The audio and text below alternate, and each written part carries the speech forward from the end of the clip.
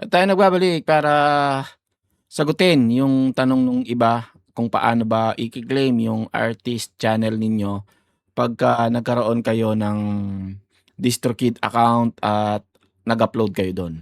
Okay, assuming na meron na kayong DistroKid at nakapag-upload na kayo, hintayin niyo lang mga ilang weeks, araw, lilitaw dito sa special access.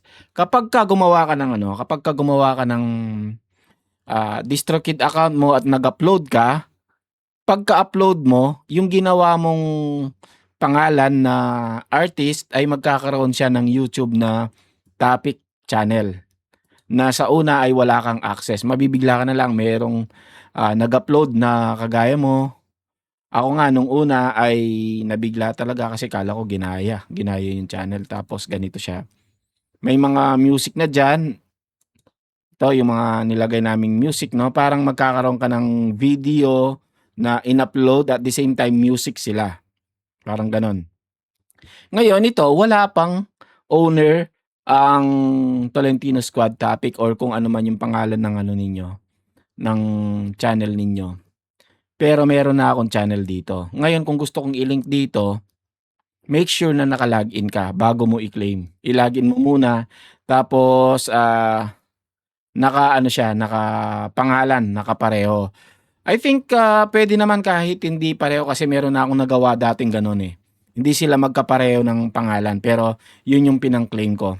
At puwede mong i-rename 'to actually, itong channel mo. Okay, ito yung family channel namin which is di ko naman pino-promote 'no, at, ano lang, upload lang ng upload dito, minsan raw, para lang may babalikan kami one day kung nandito pa yung YouTube. Pang-family lang 'to para ano lang, memories. Okay, dito na tayo sa DistroKid. Ito yung makikita ninyo, 'di ba? Punta kayo dito sa ano, may makikita kayong special access at may makikita kayong YouTube official artist channel. 'Yan. Pagka kinlik mo 'yan, after ilang days pa lang lalabas yung channel mo dito. Kagaya dito, ngayon lang lumabas, ngayong araw na 'to kaya nagawa ko 'tong, tutorial natin na 'to or video natin na 'to. Ayan, lumabas dito. At puwede ka ring mag-ano ng ano mo, ng Spotify.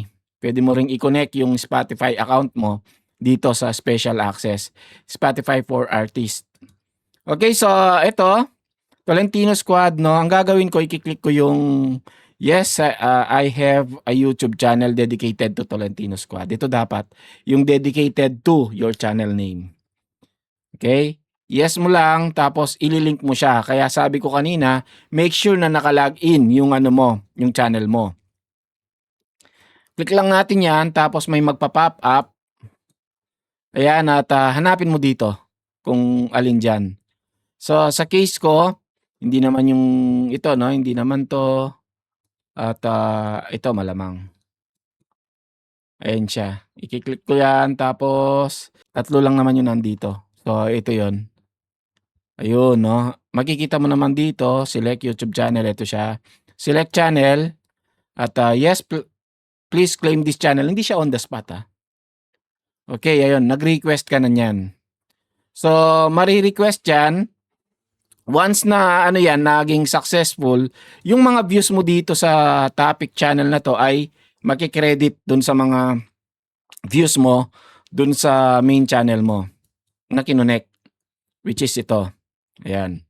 So ito niyan, magkakaroon siya ng checkmark kagaya nitong isa naming channel papakita ko sa inyo. Ito, may ano siya, may, note na verification badge na note, hindi siya checkmark 'no. Tapos meron pa rin siyang topic, hindi yan nawawala, pero lahat ng mga views dito is credited dito sa ating main channel. Okay, gano'n lang siya kabilis pero hindi siya instant na pagka-claim mo is nandiyan na siya. Maghihintay ka pa ng ilang araw or weeks, hindi natin alam kung ano yung process nila diyan.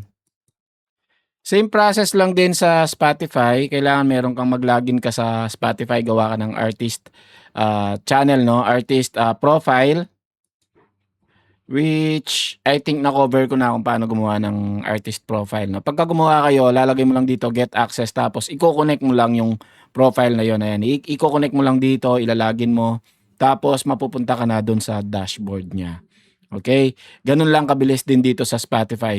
Ngayon sa TikTok, nag-iba yung ano, nag-iba yung process nila and, aralin ko muna yung ibang mga ano alam ko na, kung paano kaya lang nakalimutan ko yung mismong step by step. Kasi na-claim ko naman yung channel ko, eh. I mean yung profile ko sa ano, sa TikTok. Kailangan mo namang provide ng mga proof na ikaw yon. Okay, and I think, ako Spotify lang naman at saka ano, YouTube, eh. Pati yung sa ano naman, sa Facebook naman is 'pag next na mag-a-upload ka para ma-claim mo yung sa Instagram at saka sa YouTube, ang gagawin mo lang is mag-a-upload ka, 'di ba? 'Pag nag-upload ka ng music, yung pangalawa mo para alam niya na meron ng laman, kunwari, meron ka ng nai-upload nung una, sa pangalawang upload mo, ang gagawin mo lang is eto naka-set na 'to, eh. Gawin natin yung Tolentino family, Tolentino squad, Tolentino's squad. Ito naka-set na at sa Facebook, ayan, ilagay mo lang 'to, yes, group this single with my other Tolentino tapos ilagay mo dito yung profile mo. Ilagay mo diyan, yung mismong URL ng Facebook mo. Yung URL, hindi yung ano, hindi yung pangalan. HTTP facebook.com/ tapos yung username. Okay? So, papakita ko rin sample yung sa akin. Ayan, pagka sa Facebook naman, punta ka lang dito sa mismong URL, ito, ika-copy mo lang tapos dito, paste mo lang dito. Diyan, tapos yun na yun mga tol. Next na upload mo, diyan mo gawin. Or I think pagkauna, nandito na rin yan, eh. Pwede mo nang ilagay yan. Pagkaunang upload mo pa lang, ito, Instagram, ganun din. Ilagay mo yung Instagram link mo. Pero wala pa ako. So ito, pwede ko nang gawin to actually. Yan. And by the way, no, i-cover ko na rin to. Pagka nag-upload kayo na may AI, no, related sa AI, much better talaga gawin ninyo yung lyrics para hindi 100% AI generated. Although wala namang bearing, no.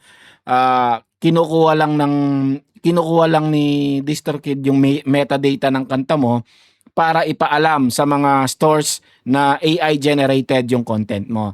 Ito na siya ngayon. Dito sa mga options, meron tayong tinatawag na ito, using AI for mastering. Di ko alam kung anong tawag nila dito. Basta parang dinideclare mo lang. Does this AI song include AI generated music? Huwag kayo magsisinungaling, baka ma-flag kayo. Sabihin nyo pagka AI yan, yes. At aling part, no? Sabi niya dito, which part of this song, tapos select all that applies. Apply. Kunwari, yung music, no? Kinompose ni AI, tapos sa'yo yung lyrics. Ayan, pwede mo nang gawin to. Or, ganito, part of the audio. Yung instrument. Pwedeng ganon. Tapos, or vocals, no? Bahala ka. Pero mostly, instrument yan. Tapos yung vocals ay, ano yan eh. Pwede rin yung nasa AI na mismo. Like I said, no, kahit ilagay mo lahat dito, hindi ka naman niya ibaband, no? Ang binaband ngayon sa ano, sa Spotify ay yung mga nag-i-spam. Or I suggest talaga na para lang masabi mo na meron kang part, no, kung pati lyrics ay ini-AI mo pa, magpalit ka naman ng konti, no? Palitan mo naman yung mga linya-linyang mangilan-ngilan para masabi mo na music lang, 'di ba? Pero somehow assisted ka pa rin ng AI. Okay, so yun lang at like I said, ito tanggap na sa ibang mga stores yung mga AI music. So ito na talaga yung trend. Wala na, hindi na natin mapipigilan 'to. Ito na 'yon. Kanya-kanyang creativity na lang, kanya-kanyang kalikot na lang. Okay? So thank you and God bless mga tol. See you sa susunod nating video.